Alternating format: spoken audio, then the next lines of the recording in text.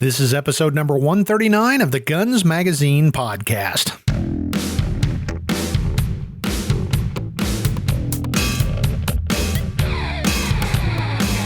Hi there, and welcome to the Guns Magazine podcast. I'm your host and the editor of Guns Magazine, Brent T. Thanks for joining us as we talk to the interesting folks who make up the world of shooting, hunting, and the firearms industry.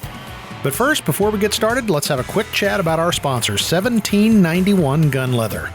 Centuries ago, the original patriots of this country fought and died for promises they protected in the Constitution. Chief among those promises was the right to bear arms.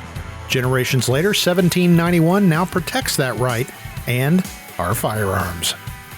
Makers of the 2020 Holster of the Year, the end results of every 1791 holster is a mastery of craft and function, customizable to any firearm you require. 1791 Gun Leather provides, in a way, only an American company can. For more information, visit 1791gunleather.com. Today's episode is a fun one, whether you've worn a badge or not. I'm chatting with Special Assignments Editor Roy Huntington about something we've both experienced and maybe perhaps committed, which are cop practical jokes. It's pretty well known that the station house and the locker room are the setting for some of the meanest, most dastardly, and funny practical jokes. Now here's Roy Huntington as we discuss the stuff you rarely hear outside the badge.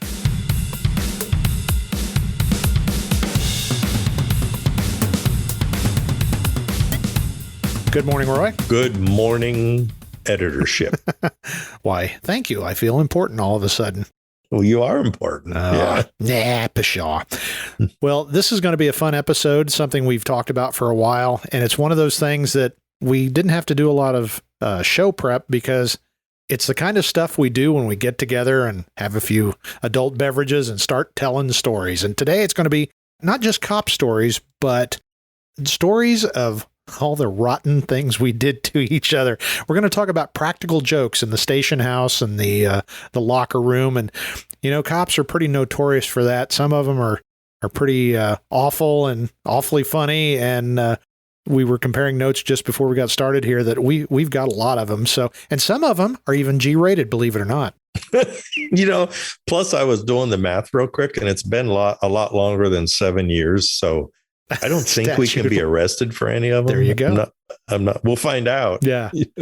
Well, we were comparing notes before we got started and realized that it used to be a universal thing, whether you worked in Washington State or Florida or all points in between, that if you had upset a dog handler, you'd go to get in your police car, which, you know, was a Crown Vic, a Dodge Diplomat, something like that, that had the door handle that had kind of a enclosed type of handle.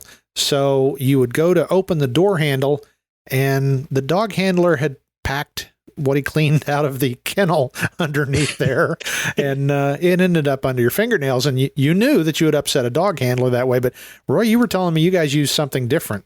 Well, we used to put KY jelly underneath the door handles, you know, the little flipper levels that we all had on those cars. And it was always so funny because if you were the victim of that, it's always the same. You reach down, your hands are full, you know, you get your reports in your bag or whatever. And then your hand usually would slip off. But since you're a cop, you have visions of the last disgusting thing that you had to witness will pass through your head. Exactly. You know, was it blood and guts? Was it a puke in your back seat? You know, you just have all these visions of what awfulness you just got on your hand. That's funny. And then the cops would always stop, look down, realize what happened. And then the next thing always happens universally. Doesn't matter which agency you're on. They stop and then look all around to see who did it. Because there's an audience somewhere. Yeah. Usually we would be parked underneath the shade of a tree nearby, and we would wave and then drive off. Well, you know, it's funny. A lot of these jokes revolve around police cars because we spend so much time in them. And you were saying, I've moved police cars. I used to, when I was a supervisor especially, lock your cars, guys. And occasionally you'd find one that wasn't. And, you know, so I would move it to the other side of the building or anything. But have you ever done anything like that, Roy? Well, don't play Can You Top This with me on this one, because I promise you I'm going to win. That was a softball one, yeah. Yeah. We had this drunk driving enforcement squad. We used to go to work at 8 o'clock at night and get off at 4 in the morning. And we were basically this sort of terrorist group that used to go around the city and arrest drunk drivers. And it was not uncommon for each of us. I think there was 8 of us on the squad to get 2 or 3 drunk drivers each every night. Yeah. So we were just like out of control, and everybody left us alone because we were really producing the numbers. Yeah. And it was a lot of the guys wanted to be motor cops. And so they were really hard working and they were focused on that. And so we were pretty aggressive kind of young guys doing that stuff. And we had this sergeant who knew how to manage us. And he would walk in at lineup and sit down and look at us all and shake his head and get up and leave. And that was lineup. There you go. And he's just say, I know I'm just unleashing you on the citizens of San Diego tonight. So don't, just whatever. And then he would turn around and leave. Well, at some point during the night, we would meet at usually one of the local hospitals. So he would review the reports. You remember those days, right? Sergeant would initial the reports, make sure everything was right and all that kind of stuff. And he had a little stamp. He would just come in and stamp them without reading them or anything, because he used to say like it would matter. Yeah. So, but anyway, while we had him occupied one time, one of the other guys and I went outside, and this hospital was having some construction, and they had one of those big roll off dumpsters that they had just dropped off, and it was empty. And so when we walked outside, he looked at me, and then he looked at the dumpster. And, I knew exactly immediately, what's happening. And so I got in the car, drove it into the dumpster, and then he closed the doors, and I had to climb out the window to get out because you couldn't open the doors. Right. Yeah. And then so we go back in, and we're done doing the report writing and all that kind of stuff. And we all walk out onto the loading dock in the back of the hospital. And I can see there's all these police cars there, right? We're all parked there. And then I can see my sergeant's looking around. And then I remember he just put his hands in his Tuffy jacket, and he looked at us and he said, I'm going back inside. And when I come back out, there will be a sergeant's police car sitting here. and you know how you know that you pushed Dad a little too far this time? Yep. Yeah. So we did it. He came out, didn't say anything, got in his police car, drove away. So later on, we were telling him, though, you got to admit it was pretty good, right? And he started to laugh. He said, okay, yeah, that was pretty funny. Wow. Yeah, I can't top that one. But top that one. There was a lot of other stuff we did to cars too. And you said you did it too, is a lot of our cars, the lights and siren would shut off with the key. So that was pretty common too. If you found an unlocked car and you didn't move it, you would turn everything on, the radio full blast, the sirens, the lights, and there was nothing, again, you pulled down the way, and there's nothing better, especially like at 2 or 3 in the morning, it's real quiet in a residential area, and you see a guy get in the car, suddenly the lights come on, the siren, and one of 2 things happen. Either they put their head down on the steering wheel, or there's this mad scramble of just a blur because they're trying to shut everything off and they don't even know which things to shut off first. And it's, you start seeing the lights pop on in the apartments and all that stuff. And yep. We used to like to do that, like if they were parked in front of a Denny's at nighttime, yes. 2:30, 3 o'clock in the morning. And then that's what we would do. And then you sit in the dark part of the parking lot and wait. And because, of course, everybody's head's inside there, everybody snaps up and they come running to the door. They want to know what's happening and everything.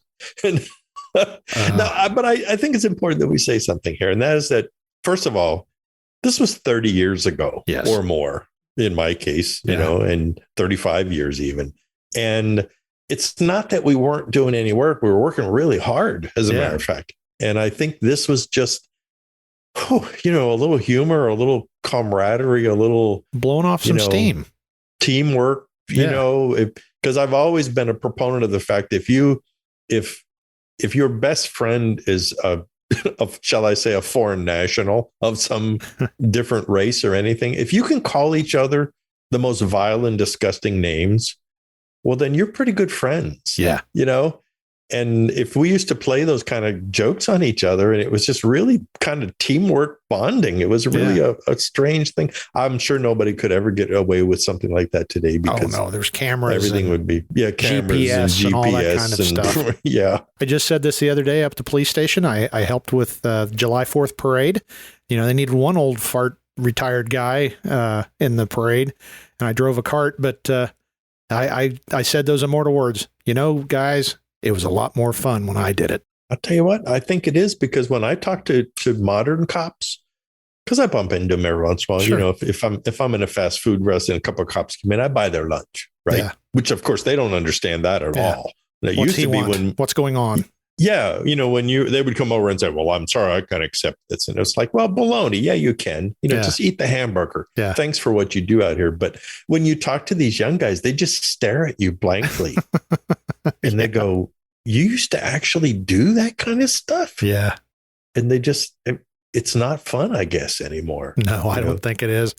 And looking at my list, one other thing, when we got computers in the cars, I love this. There was a guy in our department that was notorious for this. If you left, say, an office unlocked and you had your computer going, or you left your car unlocked, we have kind of messaging, kind of like text messages on phones. We could do that back and forth between computers. I'm sure you guys could too. And if he found your computer unlocked, he would get on there, and it was a county-wide thing, so you could pretty much access anybody. So he would pick somebody you didn't really know that well, just kind of a passing acquaintance, and would type something like, "I've always loved you and were afraid to tell you," and then just leave it. So you'd come back from the bathroom or the call or whatever, and there would be all these question marks, or, you hoped you didn't get, "I love you too." It made for some awkwardness, but it was, I always thought that was really smart of him. Nowadays, they would just fire you probably. Yeah, exactly. We used to do something because of all the detectives. We had area stations that were basically fancy trailers, and so the detectives were crammed together in one of these trailers, and they all had those really crappy steel desks that have been around since the 40s, I think. I think they were Navy surplus desks that we must have got after the war. And so they were all over. They had stickers on them and bullet holes in them. You know how it is, right? Well, we used to go along, and because there's nothing more personal in a desk than the top center drawer. Right. And because that's where all your stuff is. Yeah. Right. So we used to go around and swap all the center drawers everywhere. And yeah. And so if we were there in the morning, it was always fun because somebody would, you'd see him open the door, look down and go, "What the hell?" That's not my stuff. So, I know, it's too funny. Well, I got to say, and this is an old guy speaking, statute of limitation, all that, but if somebody was being a handful, those desks were stout enough, you could bounce somebody off of it, and they got the hint that they didn't want a second bounce. Like I said, the statute of limitations. Exactly. Right? Yeah. I don't know. Now, there was always one, and this one crossed the line somewhat. I'm sure you've seen it or maybe been a victim of it, but oh no, we've never crossed the line. Well, yeah, exactly. But if somebody was really mad at you and really wanted to get back at you for something, the infamous spraying like CS or fingerprint powder in your car vent, and then turning the fan on high so that when you got in and started the key, here it came, and if they really didn't like it, it was like CS or OC or something like that. Fingerprint powder just went everywhere because it's literally just, the finest powder you could ever imagine. But if somebody did that to you, generally that wasn't quite the friendly gesture. It was a little more of the, aha, I got your back. Well, that was always done to the cops who everybody hated, who probably deserved it. You know, I mean, we used to buy confetti, like colored confetti, and then pour it very carefully. There's always one or two guys who are masters at these kind of things. Remember? Yes. They were always like, you'd see they were up to something because they just had a look. Yep. It's like they were up to something, right? What are you doing? You look and there'd be like an egg carton and a bag of Fritos, exactly, and a flamingo or something, on their seat. Yeah. And you think, what are you up to? And they always look like they're up to something, even when they aren't. They just always have that look. You're always afraid when you're around them. it's like like a cartoon snidely something character. You know, they were always up to something. But I remember this one guy, he would always very carefully pour the confetti down the vents to where none was showing, you know, because they were professionals, of course. Yeah. Right. And then do just what you said. Blower on high, siren on high, you know, windshield wipers on high. It's like a party in the car. I know. And I have to admit, it's pretty interesting to see happen because the key comes on, everything turns on, the blowers kick in, confetti fills up the inside of the car. And of course, then you never get all the confetti out. No. We actually used to get memos generated by the auto maintenance department because San Diego PD was a pretty big agency, you know, with hundreds of police cars. And so these guys would periodically, their supervisor send a memo and the sergeant at the lineup would read it and says, all right, all you idiots, you know, stop putting cat poo on the door handles or OC spray under the seats on old socks. Okay. You've been notified. Yeah.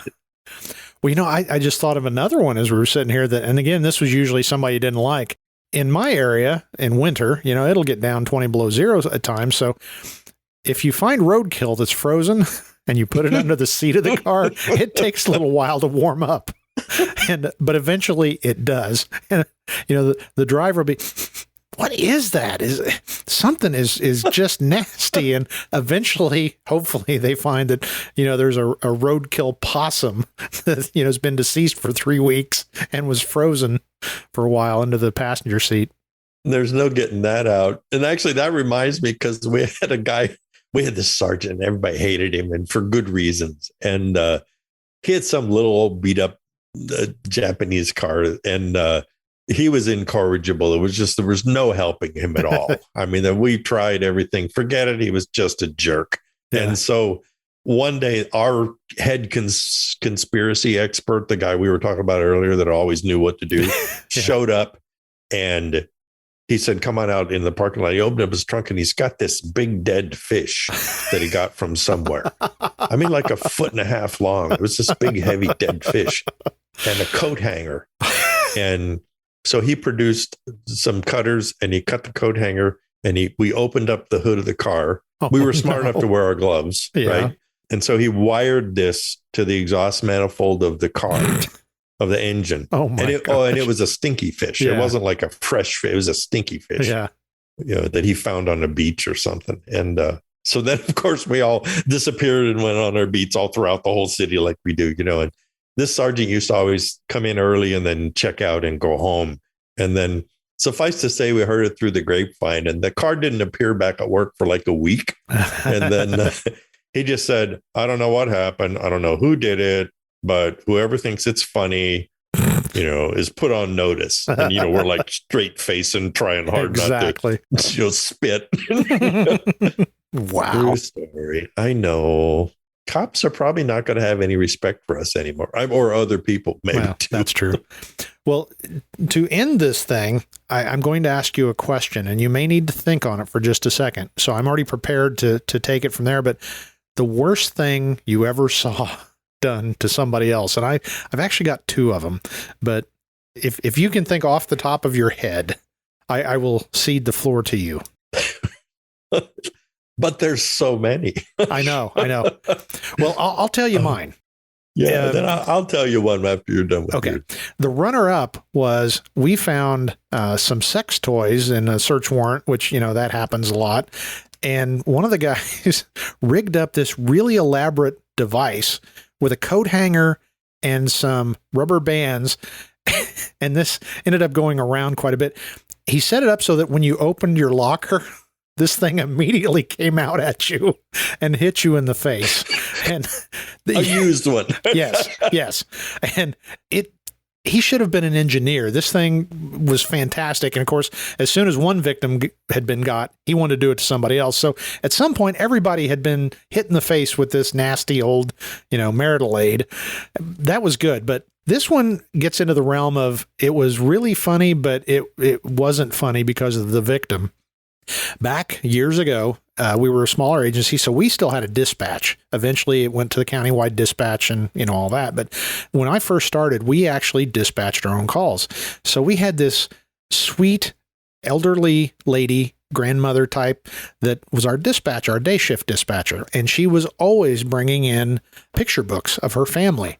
And, oh, look, you're going to go to hell for this. That's yes, what I want to know. I didn't do it. I was only a witness. Okay.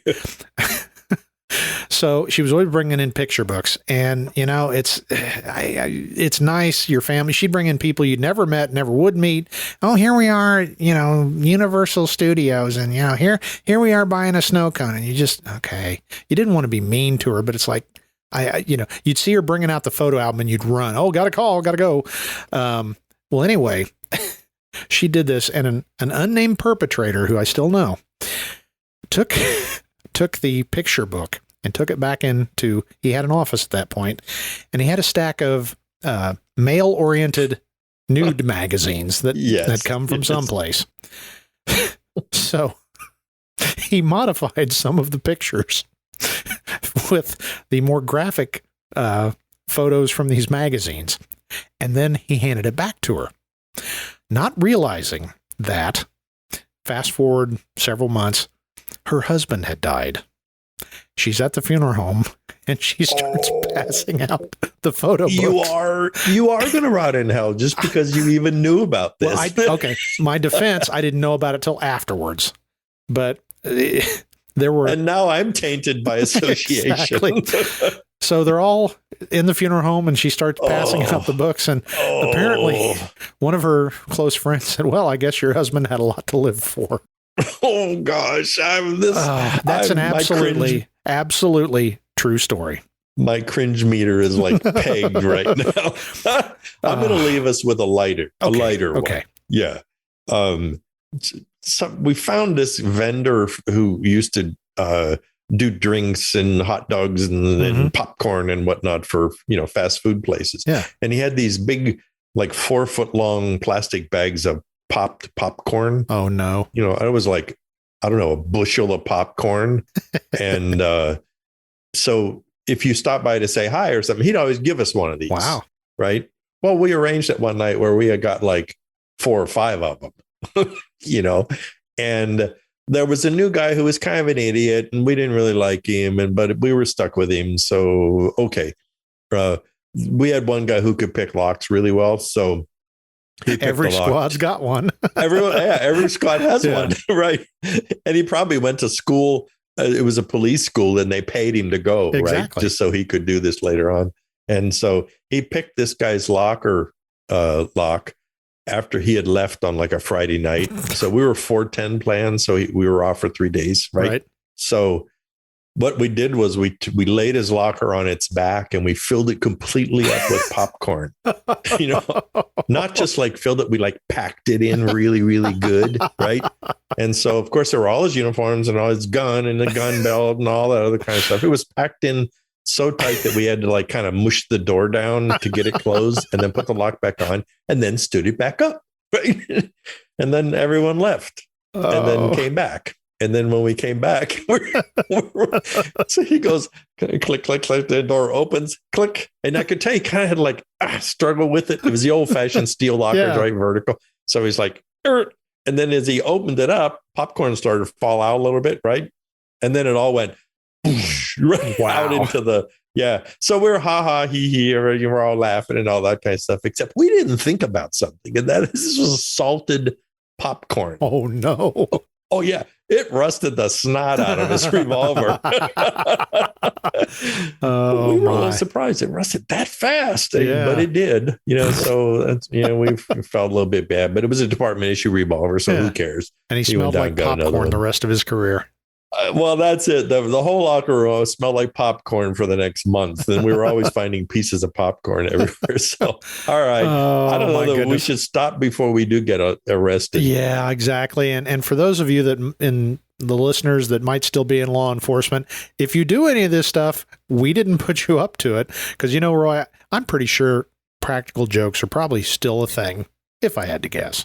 We'll have to find some younger guys that will admit to, because I'm sure with electronics being what it is, there are some pretty creative ones out there. Exactly. Yeah.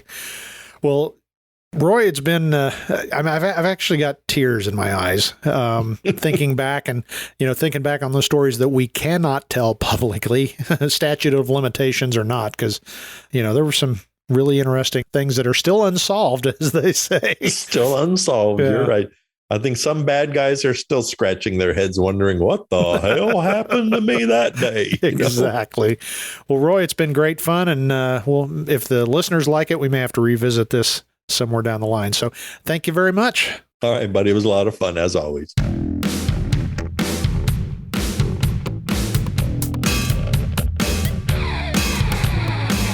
That was fun, and it reminds me why I'm glad I'm retired, because I'm just getting too old for that stuff.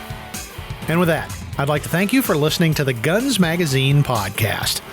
Guns Magazine was first on the newsstand, and today we're bringing you the most interesting chats in the gun world.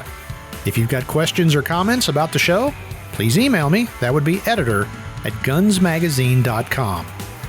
Make sure you subscribe to us on your favorite podcast directory, YouTube, and of course, you can always listen to us at gunsmagazine.com. And while you're online, don't forget to check out our great sister publications, American Handgunner Magazine at AmericanHandgunner.com, AmericanCop.com, and our numerous special editions available for sale on our websites. Most of all, while you're online, I'd really appreciate it if you'd also share a favorite episode or some kind words on your own social media. Well, that's it for this episode of the Guns Magazine podcast. For the entire staff at FMG Publications, I'm Guns Magazine editor Brent Wheat. Now get out there and get shooting.